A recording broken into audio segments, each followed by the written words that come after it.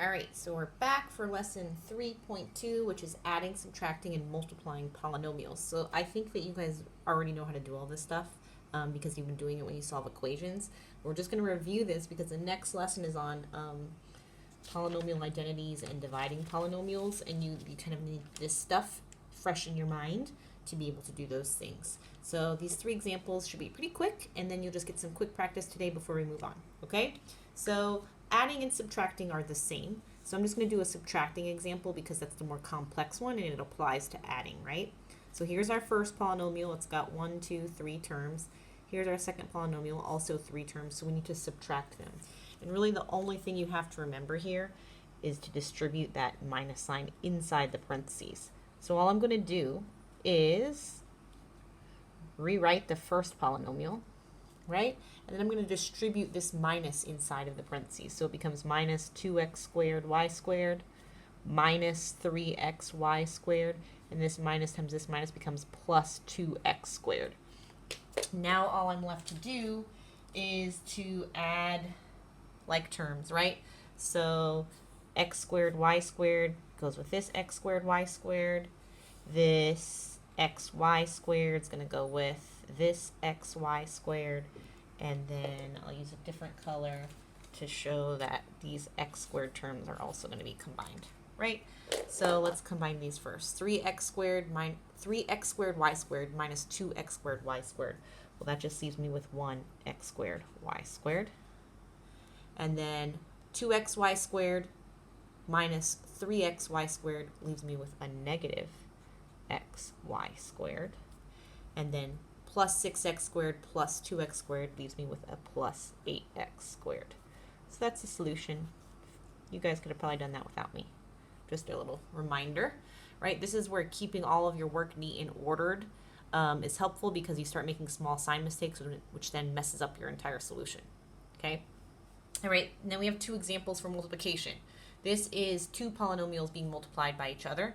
So you just have to make sure that you multiply every part of each polynomial by every part in the other polynomial.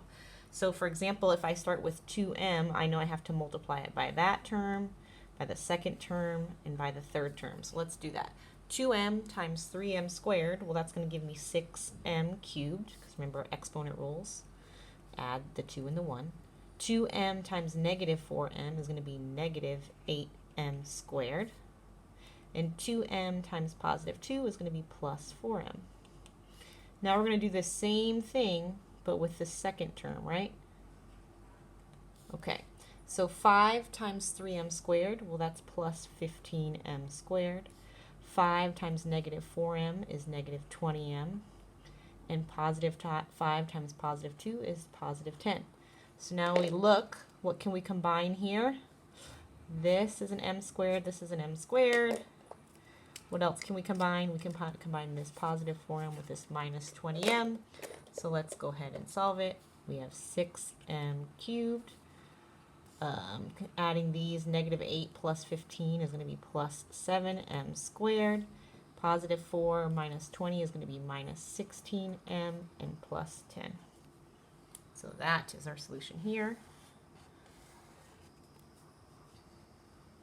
And then what happens when you have to multiply 3 polynomials? Well, just do it step by step, right? So let's multiply these 2 polynomials first, right? You can use FOIL or you can use the distribution. I just go term by term, right? So mn times mn is m squared n squared, right? And then mn times negative 2 is negative 2mn. And then, I feel like the way I have my paper next to me, and I know I solved this one wrong because I didn't write m squared, n squared. Okay, keep going. Mn times, now we're going to go to the second term, right? So 1 times mn is going to be plus mn, and 1 times negative 2 is negative 2.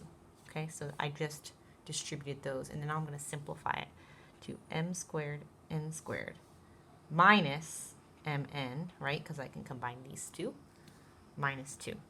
And I have to take this whole thing and multiply it by the last polynomial, which is mn plus 4. So now let's multiply that.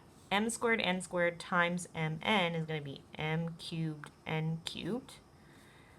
4 times that is just going to be positive 4m squared n squared. Now move to the next term. Negative times a positive is going to be negative m squared n squared. Negative times the positive 4 is going to be negative 4mn.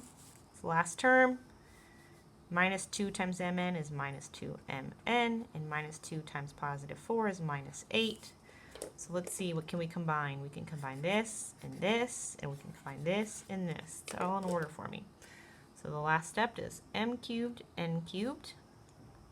That becomes plus 3m squared n squared. Combine those, it becomes minus 6mn, and we still have the minus 8 there.